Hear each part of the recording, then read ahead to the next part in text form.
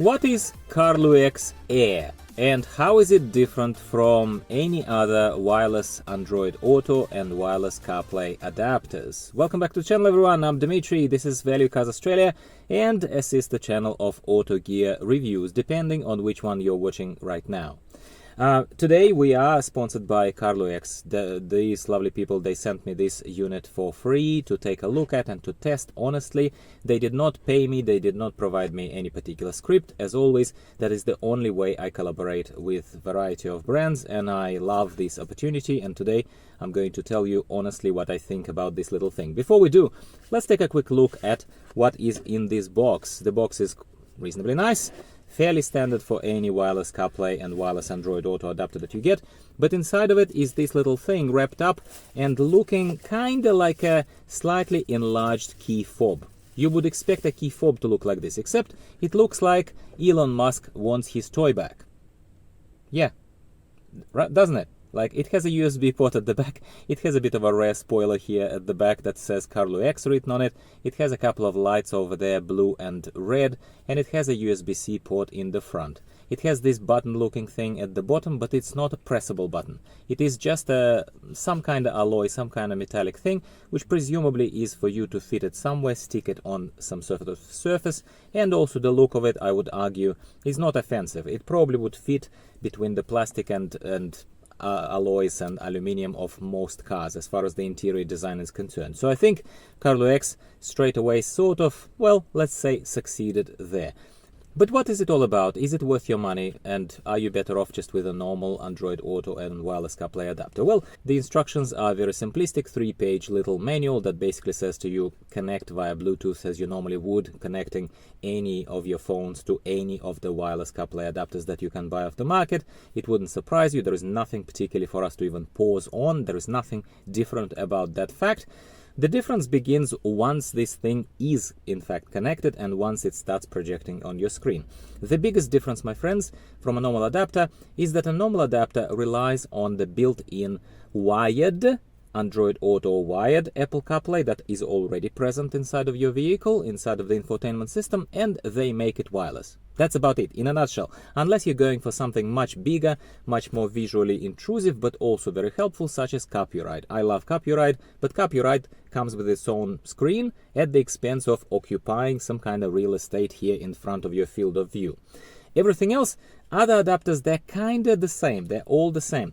What this thing does is, yes, it provides you with Android CarPlay, with Android Auto and Apple CarPlay. Of course it does. That's kind of bread and butter of these things, what they do.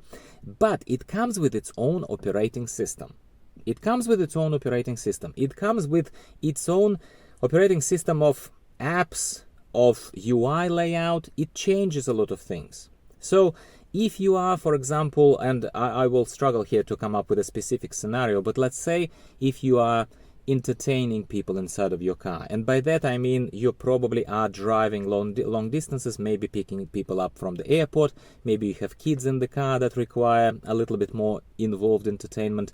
I've seen in many cases, what comes to mind is I was picked up in a variety of different cars, not necessarily just minibuses, but just private vehicles.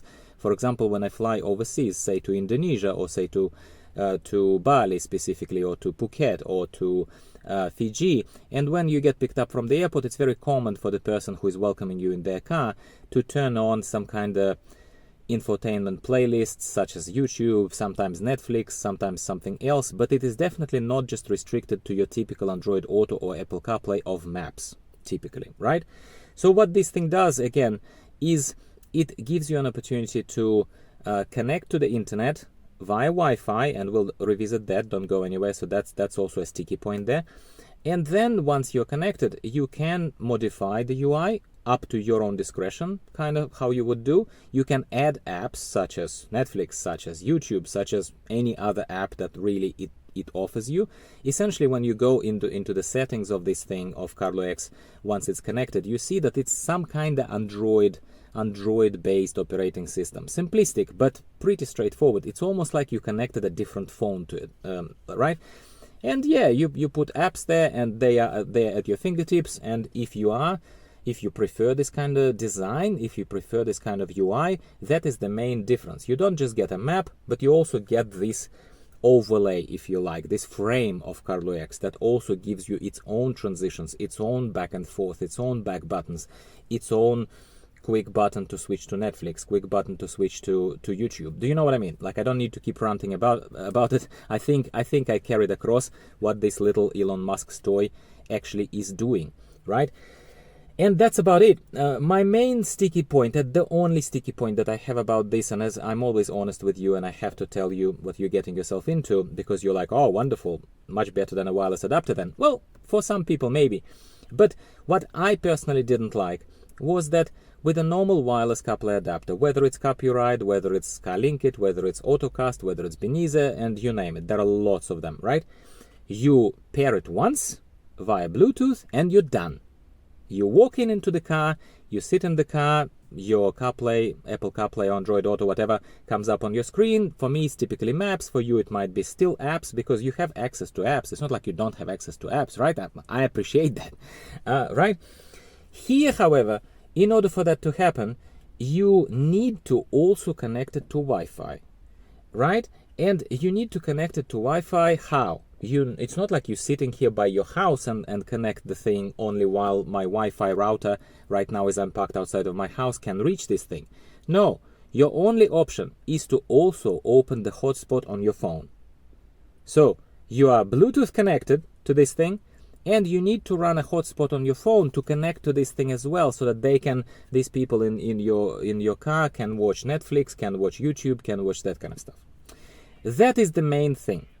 If you don't want to do it, if your phone disconnects for some reason, if you're bothered by that kind of stuff, by this double dipping, double tapping that you need to do on your phone in order to make this work, then it seems like too much trouble.